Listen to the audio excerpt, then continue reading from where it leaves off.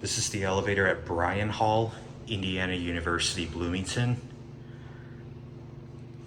And we're in this very dark elevator lobby. Nice vintage cab. Oh, this thing is tiny.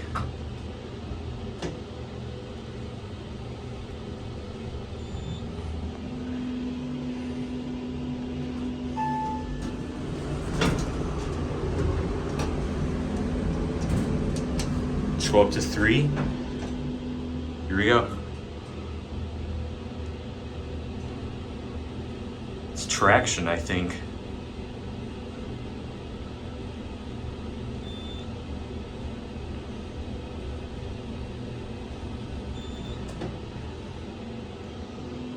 Here up at 3.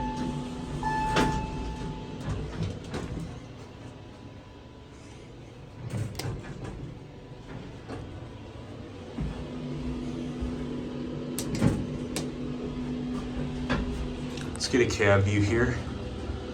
There's our friend. This thing is really small. Super tiny. Phone. There's the certificate and a 2,000 pound capacity.